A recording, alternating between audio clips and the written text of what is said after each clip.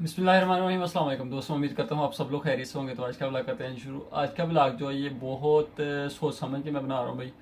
और मुझे अल्हम्दुलिल्लाह जापान आए हुए तकरीबन 20 से 25 दिन हो गए, 25 दिन हो गए हैं। तो जब से मैं जापान आया हूँ भाई, हर बंदे का यही क्वेश्चन है कि भाई आप जापान कैसे गए हो। पाकिस्तान से मैसेज आ रहे हैं भाई, व्हाट्सएप पे, फेसबुक पे, हर जगह पे मैसेज कर रहे हैं।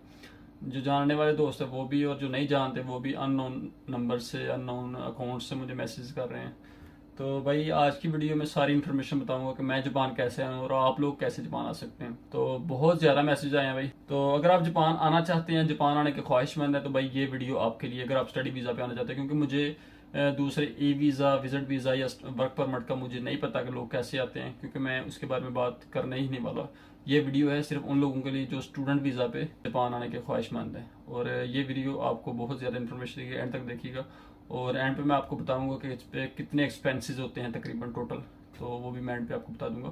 तो सबसे पहले बात करते हैं भाई कि जापान आने के जो ख्वाहिशमंद लोग हैं तो वो जापान कैसे आ सकते हैं। भाई सबसे पहले जो स्टडी वीज़ा, जिस वीज़ा पे मैं आया हूँ, इस एलिजिबल होने के लिए आपका कम से कम आपकी जो क्वालिफिकेशन है वो एफ ए होनी चाहिए। एटलीस्ट एफ ए जो सिंपल हो जाए, एफ एस सी जो भी हो, एफ ए होना चाहिए आपका। तो एफ ए के बाद आपके पास कम से कम, जापान जब आना है आपने, तो उसके लिए आपका इरादा मजबूत होना चाहिए कि भाई आपने जापान जाना है। क्योंकि हमारे काफ़ी ज़्यादा दोस्त हैं, वो बस इंफॉर्मेशन लेते हैं, इंफॉर्मेशन वगैरह इकट्ठी करते हैं हर मुल्क की, और बस वहीं के वहीं अटके रहते हैं। तो अगर आप जापान आने के वाकई ख्वाहिशमंद है तो भाई एफ ए आपकी एटलीस्ट क्वालिफिकेशन हो, और उसके बाद आपका इरादा जो वो मजबूत हो कि भाई हमने जापान जाना है।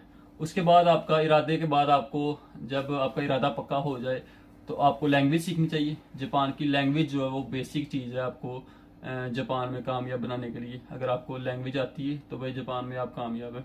अदरवाइज़ आप यहाँ पे, जहाँ पाकिस्तान में आप एम ए इंग्लिश कर रहे हैं, जो मर्जी कर रहे हैं, अगर आपको जैपनीज़ नहीं आती जापान में तो आप कुछ भी नहीं है भाई, क्योंकि यहाँ पे इंग्लिश बहुत कम लोगों को आती है। और उसके बाद आपने लैंग्वेज सीखना शुरू कर देनी है। तो कंसल्टेंट जो है वो भी लैंग्वेज सिखाते हैं, उनका भी अपने बंदे होते हैं, या कुछ कंसल्टेंट खुद भी सिखाते हैं। तो भाई मैं कंसल्टेंट यहाँ पे किसी को रिकमेंड नहीं कर रहा, कंसल्टेंट आपने खुद ढूंढना है। और काफ़ी ज़्यादा कंसल्टेंट पाकिस्तान में बैठे हुए हैं। बस ये कंसल्टेंट के साथ, किसी के साथ भी अटैच हो जाएं, उनके साथ बात कर लें पक्की। ये मैं आपको रिकमेंड कोई भी नहीं कर रहा कि आप किसके साथ अटैच हों।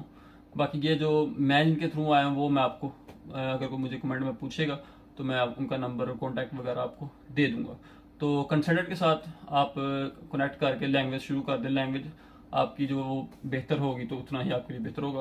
और जब आप 2 या 4 मंथ, 4 मंथ तकरीबन एटलीस्ट आपको पढ़ना पड़ेगा उधर, तो फिर एक नॉर्मल सा कह लें कि इंटरव्यू होता है जो यहाँ पे जापान में स्कूल वाले लेते हैं। और वो ऑनलाइन इंटरव्यू होता है, यानी कि जूम पे हो जाएगा या किसी भी लाइव कॉल पे हो जाएगा। तो वो आपको क्लियर करना ज़रूरी होता है किसी भी स्कूल में एडमिशन के लिए। वो एक बेसिक जो है ना वो शर्त रखी होती है उन लोगों ने। तो इंटरव्यू अगर आपका क्लियर हो गया है तो आपके सारे डॉक्यूमेंट्स जो हैं वो फिर स्कूल में भेजे जाते हैं यहाँ पे जापान में। और वो डॉक्यूमेंट्स वेरीफाई होते हैं इमिग्रेशन से। तो इमिग्रेशन से जब आपके डॉक्यूमेंट्स वगैरह क्लियर हो जाते हैं तो फिर स्कूल, इमिग्रेशन स्कूल वालों को एक सी ओ ई जो है वो इशू करता है। तो सी ओ ई सर्टिफिकेट ऑफ एलिजिबिलिटी स्कूल वाले आपको तब भेजते हैं जब आप फीस पे करते हैं। यानी कि आपको फीस पे करना पड़ेगी पहले, फिर आपको सी ओ ई स्कूल वाले भेजेंगे। तो स्कूल की जो फीस होती है वो भी मैं आपको एंड पे बताता हूँ। तो स्कूल की फीस पे करने के बाद आपको सी ओ ई आ जाता है, और वो लेके आप जाते हैं एम्बेसी, और वहाँ से आपका जो वीज़ा स्टैंप हो जाता है।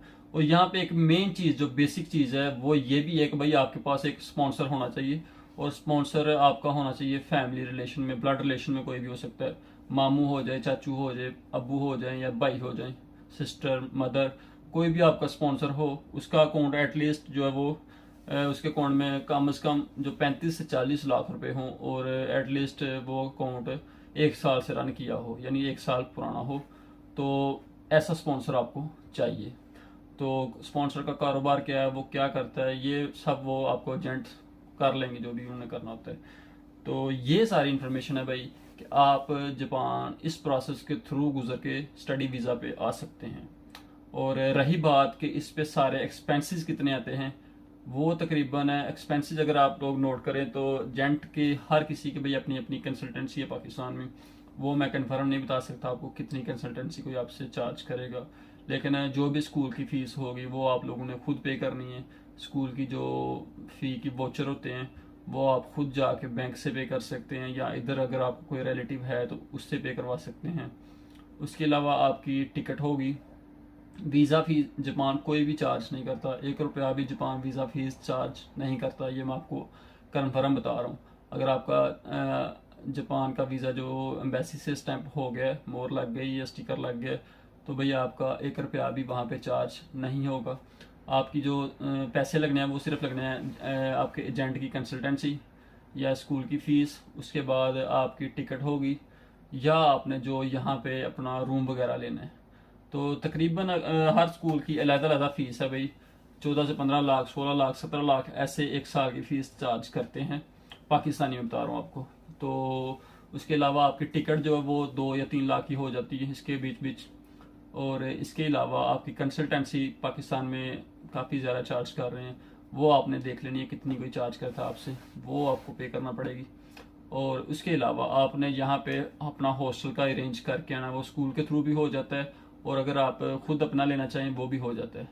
तो ये सारे मामलात हैं जो लोग जापान आना चाहते हैं उनके लिए। और तकरीबन अप्रॉक्सीमेटली यहाँ पे आने का खर्चा जो 25 से 30 लाख के बीच बीच बंदे का हो जाता है। और अगर किसी बड़े सिटी में कोई बंदा आता है तो उसका 30 से अबव भी हो जाता है, क्योंकि बड़ी सिटीज़ में स्कूल की फीसेस ज़्यादा हैं, हॉस्टल के रेंट्स भी ज़्यादा हैं। तो 30 के लगभग, 30 से ऊपर नीचे इतना एक दो ऊपर नीचे हो सकता है। तो ये सारा प्रोसेस है भाई। और ये वीडियो मैं उन सब दोस्तों को लिंक शेयर करूंगा ज़रूर जो लोग मुझे व्हाट्सएप पे मैसेज कर, और मैं जब से आया हूँ भाई सबको मैंने बारी बारी एक एक चीज़ डिटेल में बता दी है। तो ये था सारा प्रोसेस। काइंडली वीडियो अगर अच्छी लगी हो तो लाइक करिएगा और दोस्तों के साथ शेयर करिएगा। अल्लाह हाफिज़।